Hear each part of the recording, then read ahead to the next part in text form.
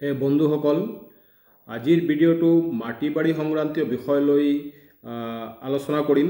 আমি আমাৰ যিখিনি মাটি ক্ৰয় বিক্ৰয় কৰি আছো বা মাটি বাৰীৰ আমাৰ বিভিন্ন ধৰণৰ সমস্যা আছে, সেইখিনি অনাদি কালৰ পৰা চলি আহি আছে আৰু সেই সমস্যাটোৰ কাৰণে আমি বিভিন্ন ধৰণত ভুগিব লগা হৈছে।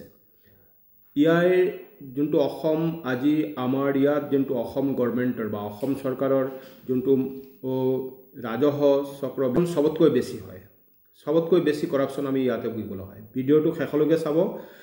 কেইটামান নতুন পলিচি আহি আছে, সেই পলিচি কেইটাৰ কথা সবৰ লগত ডিছকাছ কৰিম আৰু সবৰ ক্ষেত্ৰত মাটি বাৰী কিনা বেচা কৰা বা ক্ৰয় বিক্ৰয় কৰা বা মাটিৰ যিখিনি সমস্যা আছে সেই সমস্যাখিনি দূৰ কৰা অতি সহজে আপোনালোকে কৰিব পাৰিব। ইয়াৰ বাবে কোনো ধৰণৰ দালাল চক্ৰ বা কাৰোবাক ধৰিব নালাগিব। পদ্ধতিখিনি জানিবলৈ ভিডিঅ'টো শেষলৈকে চাব, স্কিপ নকৰিব। প্ৰথম কথা হৈছে, আমাৰ যোনটো ডিপাৰ্টমেণ্টৰ এটা আছে, আমাৰ মাটি বাৰী কিনা বেচা কৰাৰ ক্ষেত্ৰত ডিপাৰ্টমেণ্টত এটা কৰাপশ্যন বহুত আগতৰ পৰা চলি আহি আছে। আজি গাঁৱে ভূঞে মানুহে মাটি যেতিয়া কিনা বেচা কৰে, সেই মাটি কিনা বেচা কৰাৰ ক্ষেত্ৰত বিভিন্ন ধৰণৰ সমস্যাৰ সন্মুখীন হ'বলগীয়া হয়। আমি কিবা এটা পাৰ্মিশ্যন ওলাবলৈ হ'লে বা মাটিৰ কিবা এটা কাগজ ওলাবলৈ হ'লে, মাটিৰ এখন পাট্টা ওলাবলৈ হ'লে, মাটিৰ এটা খাজনা ৰচিদ ওলাবলৈ হ'লে আমি কাৰোবাক ধৰিব লগা, ক্লাৰ্কক ধৰিব লগা হয়, মণ্ডলক ধৰিব লগা হয়, অফিচৰ কনচাৰ্ণক ধৰিব লগা হয়। তাৰ পিছতো ইয়াৰ মাজত এটা দালাল চক্ৰ আছে বা দালাল এজেঞ্চি আছে। ইয়াতে সিহঁতসকলেও বহুজন পৰিমাণৰ ঘোষ খাই আপোনাৰ মাটি বাৰীৰ সম্পত্তিৰ কামখিনিও নকৰে আছে। সেই চৰকাৰখনে এই বিপত্তিখিনি নিষ্পত্তি কৰিবলৈ আমাৰ কমপ্লিট ছিষ্টেমটো, যোনটো ৰাজহ চক্ৰৰ ছিষ্টেম আছে, সেইটো কমপ্লিট ডিজিটেলাইজেশ্যন কৰি আছে, ভূমি ডিজিটেলাইজেশ্যন। সেইটো ডিজিটেল পদ্ধতিৰে, সেই ডিজিটেল পদ্ধতিৰ এটা পৰ্টেল আছে, ধৰিত্ৰী অসম। ধৰিত্ৰী অসমত অলৰেডি এতিয়া বহুতোখিনি কাম হৈছে বা আমি এতিয়া বহুতোখিনি ইয়াৰ যিখিনি পৰিষেৱা আছে সেইখিনি আমি উপলব্ধ আছে, আমি উপভোগ কৰিব পাৰিছোঁ। যদিও ইয়াৰ মাজত সম্পূৰ্ণখিনি কিছুমান আসোঁৱাহ আছে, সেইখিনি চৰকাৰে চেষ্টা কৰি আছে। আগতে বসুন্ধৰা 1 আহিছে, বসুন্ধৰা 2 আহিছে, বসুন্ধৰা 3 আহিছে। তাৰ মাজতে মাটি বাৰীৰ যিমান বিপত্তি আছে বা মাটি বাৰীৰ যিমান গোচৰ আছে, সেই গোচৰখিনি চৰকাৰে নিষ্পত্তি কৰিবলৈ ট্ৰাই কৰিছে, তো এতিয়াও কৰি আছে। তো এতিয়া কিছুদিনৰ মাজতেই আমাৰ ডিজিটেলাইজ হ'ব। সেই ডিজিটেলাইজ যেতিয়া হ'ব, তেতিয়া আমি মোবাইলতেই আমাৰ যাৰ মাটি বা বাৰী যিখিনি আমাৰ দাগ নম্বৰ আছে, পাট্টা নম্বৰ আছে বা আমাৰ কোনখিনি আমাৰ অধিকাৰ আছে, সেইখিনি আমি যেতিয়া আমাৰ মোবাইলত এপছৰ ধৰিত্ৰী অসমৰ জৰিয়তে যোনটো এপছ আছে, সেই এপছটো আমি ডাউনলোড কৰাৰ পিছত তাৰ জৰিয়তে আমি সবিশেষ তথ্য জানিব পাৰিম।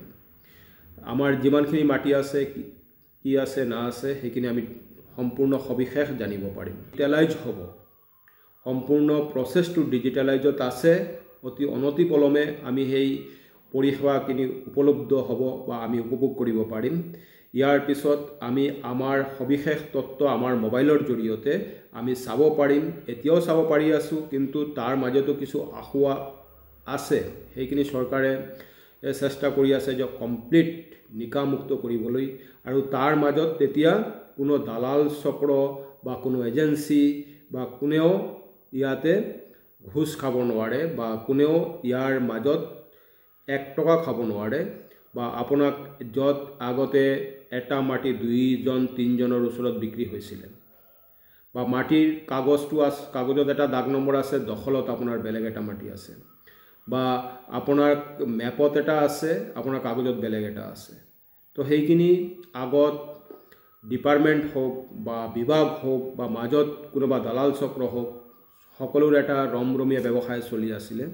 সেই ব্যৱসায়খিনি চৰকাৰে বন্ধ কৰাৰ কাৰণে, ৰাইজৰ কাৰণে সেই ডিজিটেল পৰ্টেল ধৰিত্ৰী অসম পৰ্টেলটো অতি অনতিপলমে সম্পূৰ্ণ সেৱাৰে আমালৈ আগবঢ়াবলৈ গৈ আছে। ইয়াৰ সম্পূৰ্ণ পৰিষেৱাখিনি আমি সকলোৱে আমাৰ মোবাইলতে উপলব্ধ হ'ব, আৰু মোবাইলত বহি আমি আমাৰ যিখিনি মাটি বাৰী বা যিখিনি আমাৰ ডকুমেণ্টছ আছে সেই ডকুমেণ্টছখিনি আমি সম্পূৰ্ণ সবিশেষ জানিব পাৰিম। ইয়াতে আৰু কোনো ধৰণৰ হেৰিফেৰি নাথাকে। এতিয়া যদি আপোনাৰ NSCৰ দৰকাৰ, এতিয়াও আমি কৰিব পাৰি আছোঁ, যদি আপোনাৰ এখন NSCৰ দৰকাৰ পৰি আছে, আপুনি অনলাইন সেৱা সেতু পৰ্টেলটো অলৰেডি মুকলি আছে, তাতে আপুনি NSCৰ কাৰণে এপ্লাই কৰিলে আপুনি ডিজিটেলাইজ NSCটো পাব। বা আপুনি পাট্টাৰ কাৰণে যদি এতিয়া ডাউনলোড, সেইখিনিও আমি ডিজিটেলাইজ হৈছে অলৰেডি, আমি পাট্টাও আমাৰ যিখিনি আছে সেইখিনি আমি ডিজিটেলাইজ পাট্টাটো আমি ডাউনলোড কৰিব পাৰি। কিন্তু কমপ্লিট প্ৰচেছটো ডিজিটেলাইজ কৰিবলৈ চৰকাৰে অতি অনতিপলমে সেই পৰিষেৱাটো আমালৈ আগবঢ়াই আছে।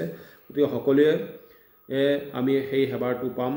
এতিয়া আমাৰ সেই সম্পত্তিখিনিৰ যিখিনি গোচৰ আছে, যাৰ যাৰ ব্যক্তিগত সম্পত্তিৰ গোচৰ আছে, বিবাদ আছে, সেইখিনি চৰকাৰে এই ধৰিত্ৰী অসমৰ জৰিয়তে সম্পূৰ্ণখিনি নিশা কৰিবলৈ চেষ্টা কৰি আছে। তাৰপিছতো যাৰ যাৰ মাটি বাৰীৰ ক্ষেত্ৰত আৰু বহুতো আইন আহি আছে, সেইখিনিৰ ওপৰত মই এটা ভিডিঅ' অলৰেডি বনাইছোঁ যে কোনে কোনে মাটি বাৰী কিনা বেচা কৰিব পাৰিব। কিছুমান চৰকাৰৰ ৰেভিনিউ চাৰ্কেল থাকিব, যিখিনি ৰেভিনিউ চাৰ্কেলত 51 চনৰ আগত অহা মানুহে মাটি বাৰী কিনিব পাৰিব। ইয়াৰ বাহিৰে অনুসূচিত জনজাতি বা 6 জনগোষ্ঠী বা অসমৰ যি জনগোষ্ঠী যিখিনি মানুহ আছে তেখেতসকলৰ কাৰণে কোনো প্ৰমাণপত্ৰ নালাগে, তেখেতসকলে য'তে ত'তে মাটি বাৰী কিনা বেচা কৰিব পাৰিব। এই ক্ষেত্ৰত চহৰ বা নগৰ অঞ্চলক বাদ দিয়া হৈছে। চহৰ নগৰ অঞ্চলত বাদ দি কিনি গ্ৰাম্য অঞ্চলত বা মিউনিচিপালিটিৰ আণ্ডাৰত নোহোৱা অঞ্চলত সেইখিনি ক্ষেত্ৰত সেই আইনটো প্ৰযোজ্য হ'ব। যি হওক, আৰু চহৰ অঞ্চলতো ছাৰ্ভে চলিব, সেইখিনিও চৰকাৰে প্ৰচেছ চলাই আছে। চহৰ অঞ্চলত কমপ্লিট ছাৰ্ভে চলিব। যাৰ যাৰ মাটিৰ অধিকাৰ নাই বা ভূমি পট্টা পোৱা নাই, তেখেতসকলক ছাৰ্ভে চলিব। ছাৰ্ভে চলাৰ পিছত চৰকাৰে সেইখিনি বিবেচনা কৰিব। বিবেচনা কৰি যোনে যোনে অৰিজিনেলি পাট্টা অধিকাৰ হয় বা পাব পাৰে, তাক চৰকাৰে পাট্টা বহুতো প্ৰদান কৰিছে আৰু কৰিব। তো সেই কমপ্লিট ডিজিটেলাইজেশ্যন হোৱাৰ পিছত আমি সম্পূৰ্ণ পৰিষেৱাখিনি যেতিয়া আমি উপলব্ধ কৰিব পাৰিম, বহুতো সহজলভ্য হ'ব সকলোৰ কাৰণে, আমাৰ কাৰণে